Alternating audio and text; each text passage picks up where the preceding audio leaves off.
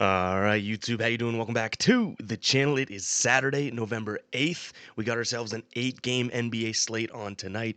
We are traveling for today. We'll be back to normal videos tomorrow, but traveling for the day. So we do have a hybrid version of the video. If you're new here, normally we're going through each and every game, giving you our prediction on the side, giving you our prediction on the total, any player props we like in each game as well. We break down the entire slate. When we do travel, we change things up just a little bit, and we just go through a few plays that we are liking. I do have 4 plays to share with you guys today that I do like, but before we do that, let's go ahead and dive into a recap of yesterday. We go 2-2. Brandon Ingram over 14.5 points and Scotty Barnes over 14.5 points. The same game parlay does not come through. Tough one there because Scotty Barnes shot, 5 of 16, finished with 14 points.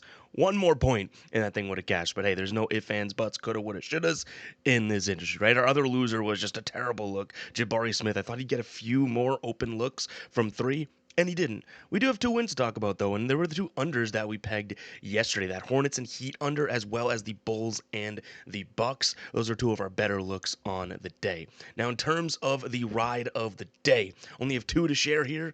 And guys, unfortunately, we don't have the soundboard, so IAW gets off the hook here. But honestly, I don't even know if we dropped the womp womp on him. He went 4 straight days, but came up shy yesterday on day number 5 with Kevin Durant over 24.5 points. Durant finished with 24 and realistically just did not score towards the end of the game. Bummer there because when we talk about coulda, woulda, shoulda, is IAW. You got robbed there. But you know what? Let's clap it up. IAW goes 4 straight days in the ride of the day. Ultimately loses that 5th day, but what a great run. And my man Steven from Straight Fire Picks. If you guys haven't checked out his channel, check it out on YouTube. He makes daily videos as well. Had Ryan Rollins over 22.5 PRA. What did Ryan Rollins finish with? He had a really good scoring night yesterday. He finished 31 minutes of play, 20 points, 4 assists, and 6 rebounds in that Bulls and Bucks game. So you know what, Steven, we'd pump in some crowd noise, drop the cha-ching if we did have the soundboard. Good look there. LA Adams, who had 2 monster days in a row, a plus 289 cash and a plus 216 cash, did not submit a pick on time yesterday, but still shout out to him. His run is now over because of the missed day, but I will say those are absolute banger plays. So guys, if you don't know what the ride of the day is, you're like, what the heck are you talking about? Use hashtag ride of the day or ROTD down in the comments. I jump on board with one person's play or more each and every day. Give you a shout out in the next video, win or loss. If you win, we continue to roll and ride with your plays. If you do lose, you still get the shout out, but we got to talk about it. No one wants to talk about a loss. So get some winners down in the comments. And again, a big shout out to IAW for the streak that he went on. Ultimately comes up just shy and absolutely gets rug pulled by Kevin Durant. That was absolutely brutal. But what do you say we go ahead and dive into game and play number 1 here? We're looking at a same game parlay similar to what we got burned with yesterday. These Raptors. I'm looking at RJ Barrett and Scotty Barnes. Scotty did not let us down again here.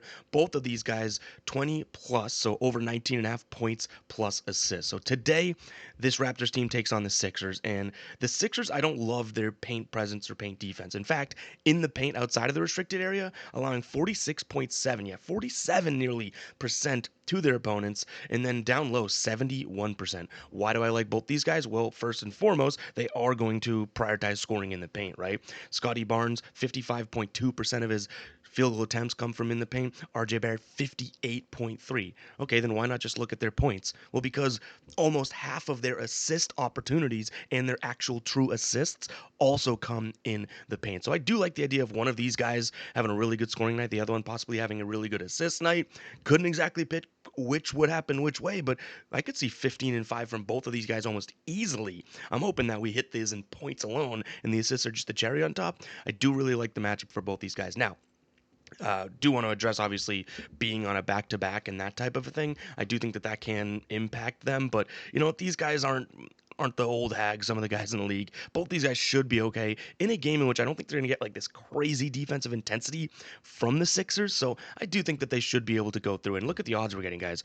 Plus 114, a nice plus money play for something that I think is a good look. Now, this same exact parlay on other books is in like the minus 105 range. So if you can get it on DK, that's where we got it. great. If you can't, I still like the play, but you may be sacrificing a few cents there, which is unfortunate because the plus money looks nice, don't it? Now, I will offer, I guess, a pivot. I don't mind the idea of both these guys going out there and scoring 15 plus, much like we had yesterday, right? So if you're more comfortable with just them scoring and you don't want them to have to rely on them, passing the ball, you can get minus 115 for both RJ Barrett and Scotty Barnes to score 15 points. But right now, in terms of what we have these guys projected at from their stat line, they both look really, really good from the points plus assists. So I love the idea of the plus money. Right now, we have Scotty Barnes projected for 19 and 5. That would do the job. And then RJ Barrett, I believe, is very similar. Yeah, 19 and 4. So hoping that our projections here are correct in terms of what we have these guys pegged at. Let's move on to play number 2 now. And this one's an under. We have a couple unders. This one says over 16 and a half. It actually is an under. In fact, we could probably fix that really quickly.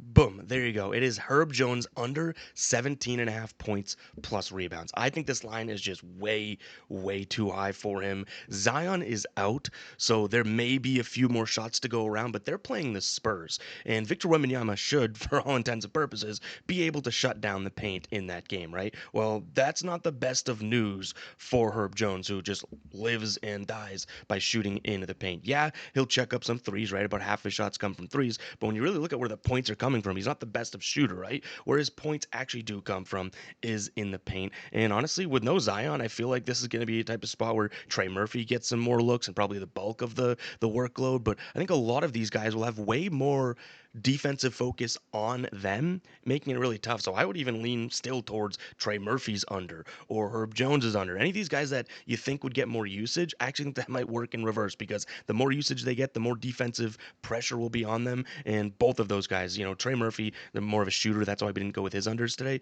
But both those guys do like to score in the paint. This Pelicans team hasn't been the best shooting team to start the year. So this really comes down to the defense that they're playing. I think Wemby kind of shuts things down there. In terms of in the paint numbers, so in the paint and restricted area, San Antonio, 39.5 field goal percentage to their opponents in the paint. That's really good. And then in the restricted area, 61.3. That's really good. Now the Pelicans offensively in the paint, 36.8, even worse than a really good defensive number. And then they're only scoring 60.5%. So yes, I do think that this game kind of gets decided in the paint. We'll talk about this. This is actually this game we have in one of our other plays. I think this game kind of gets decided in the paint, but Herb Jones, I really don't see being part of the offensive action. And then just the rebounds, like I mentioned, like Victor Wembanyama should be owning the paint here. Kevon Looney is the starter at the center position, but I do think that this is a spot in which Herb Jones, yeah, maybe he gets a few rebounds, but 17 and a half for his points plus is just far too high. Getting a nice number at minus 130 there over on Fanatics as well. This you can find plenty of other books right in the minus 140 range, but it's also minus 160 in some places. Then how about this?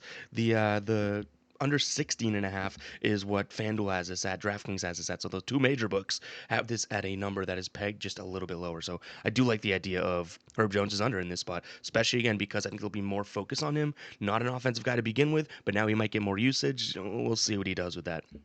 All right, guys, before we do move on to the last two plays that we have in today's video, I want to talk to you about Sleeper. They have an awesome deal going on right now. Check out the link down in the description as well as the pinned comment. If you sign up today, you do not need to deposit, though you probably will want to deposit because Sleeper is very, very fun. If you sign up today, you'll get a $20 entry free. Like I've been telling you guys, if you're walking down the street, you see 20 bucks on the ground, are you picking it up? You might be a better man than me, but I'm picking that thing up and pocketing it. That is what Sleeper is offering you right there. No deposit needed. Just a $20 free entry for signing up. If you do deposit, they'll match your first deposit. You're also going to get a free square as well, which is absolutely awesome because who doesn't love things that are free? Free 20 bucks, free square, all that jazz. Check out Sleeper, guys. Really, really fun. They offer so many lines and props compared to a lot of the competitors out there, and I love the payout structure. Each and every play has its own multiplier, so when you add them into an entry, it changes kind of like a standard odds system. Check it out, guys. That link will be down below in the description as well as the pinned comment. Make sure to use code GUYBOSTON when signing up. Let's jump back into these plays here. The next one, we just talked about this game, and for a lot of the same reasons, I do still like the Spurs, right, against the Pelicans. But this is a parlay here. Both the Spurs and the Nuggets taking on what I would consider some weak competition, minus 3.5 alternate lines for both of them. This is a little juice, right? Minus 140 over on FanDuel, but I like the spot for both of these squads, hence why we put them into the parlay together. Now, they're both double-digit favorites overall. I think that that's a little too much, especially given this is a back-to-back situation coming off NBA Cup games. So I understand all of that, but both Spurs and Nuggets beating their opponents, the Pelicans and the Pacers, by 4 shouldn't be all that crazy or tall of a task, right? When you think about this Spurs team, like I mentioned, they should dominate in the paint. I do expect that to be the case. And then on the other side of things, the Nuggets, this Pacers squad is so banged up. Yeah, they might cover the big number that they have, which again is like 11 and a half. But for the Nuggets to go out there and win by 4 points, I don't think you're asking too much in terms of head to head here. Denver won last time. It was in Denver, and the Pacers won 125 to 120. That was last year. That was a healthy Pacers team, but the 9 times prior to that, the Nuggets won this. So even a healthy, and that we're dating back to like 2021. So take those 9 last games with a grain of salt. But still, the Pacers have only beat the Nuggets once in the last 10 games, and it was when they were way more healthy. Now their injury card is longer than the damn dictionary. Nemhard out, Furphy out, Jackson out, Cam Jones out, Benedict Mathen, TJ McConnell, Obi Toppin. As we know, we also have Tyrese Halliburton, Ben out, right? So I really don't see the Pacers competing with the Nugs in this spot. And I'll keep saying this, and you'll hear, I guess, in every pick, the only thing that could really kill us here is the back-to-back situation, right? Are the Spurs really careful with Wemby in terms of his minutes? Are the Nuggets really careful with Murray and Jokic? Yes, that can happen.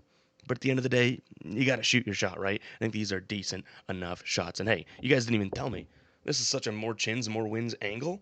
It's going to be a good night tonight. But yes, that is a nice parlay that we like. Nuggets and the Spurs, taking those lines down to 3.5. I don't mind it if you want to go, a little bit less juice and go 5.5 or something like that. Or if you want to pay a lot of juice, parlay these things together. I just think these are two good opportunities for these squads, assuming everyone plays a normal amount of minutes here. Both, again, didn't mention this yet, actually, so I can't say again. The Nuggets and Spurs coming off of wins from yesterday. Maybe there's a little momentum there. Let's move on to the last game. If you guys made it this far in the video, go ahead and comment 11 down below. I get it, when we travel, the videos are a little bit different. I say this every single time we travel. There's real ones out there, still appreciate the grind, still appreciate the content being put out. But then there's other people being like, what's the point of doing the video? It's not the same. I'm aware it's not the same. And I'd love to do the regular videos as well, right? But I'd rather make a video and keep growing this community with you guys than just being like, I'll take the day off because it's not the same. We can switch things up every now and then and spice it up, you know what I'm saying? But let's go ahead and dive into play number 4 here, and it's another under. Looking at Chris Dunn, his PRA at 14.5. I like the under here. I mean, you're going to get James Harden back to the Clippers. Kawhi Leonard is still out here, but I don't think Chris Dunn, based on what I've watched, now this is the eye test and some numbers, right? Him playing alongside James Harden doesn't seem all that fantastic. And when he comes in and has to kind of run the floor, I guess, in a sense, he really hasn't looked all that tremendous. I mean, even to this line this year, and that's with James Harden, missing a couple games here and there and whatnot, Chris Dunn really has kind of struggled to get over this 14.5 number. So in terms of his lines, I'm pulling it up right now, his PRA 14.5 this season. He's only gone over 3 times out of his 8 games. Now, on a back-to-back, last time he played, he had 14 PRA, and that was in 30 minutes. Do we really think he's going to get 30 minutes of action in this spot? I don't. I mean, this year, with James Harden, he's playing, let's see if we have that in the, yes, we do. All right, with James Harden this year, he's playing, in terms of minutes, 23.6 minutes per game with James Harden. So, yeah, I don't necessarily love the idea of him in 23 minutes going out there getting 15 PRA. If he's a crazy assist night or crazy rebound night, then sure, but I don't love the idea of him scoring a bunch of points. The only issue I think I have is they are playing the Suns, who are kind of a lackluster defense, but you know what? I'm still trusting the idea of lack thereof of quantity for his minutes and everything like that, right? In terms of that defense, this Phoenix team is allowing plenty of points to the point guard, but what if he gets some run at the shooting guard, right? Then he's going to have a little bit more of an issue type of situation on his hands. But yes, the only issue, and you guys, know how I operate. I like to give you what I like, but recognize that there is some drawback, like the back-to-backs, like in this case, the fact that Phoenix is a little weak to that point guard defense. But, overall, they're not allowing a crazy amount of assists or anything like that. And throw in the fact that where he gets most of his assists kind of works pretty damn well. So where Chris Dunn ends up passing the ball to get his assists, for the most part, comes right at the we have it right here, right at the perimeter, right? The 38% of assists come from the perimeter. Well, this is a Phoenix team that, they're, I would say, at least to start the season, better at defending the perimeter than the paint. I would definitely be a little worrisome about if he was just dropping it off in the paint because Phoenix right now at the restricted area, 70.2% to their opponents in terms of field goal percentage, but above the break three, 34.7. Decent enough, right? Left corner, 31.4.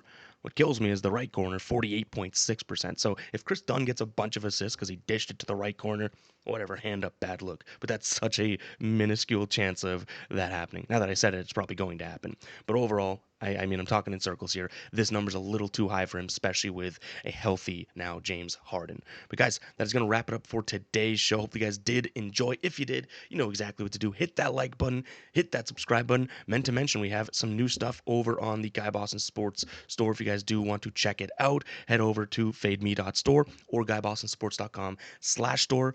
This one might be coming soon. Nice little mesh football jersey. Perfectly in time for halfway through the football season because we missed the launch of it. But go ahead and check it out. Fademe.store. We'll catch you guys in the next one, right? Peace out.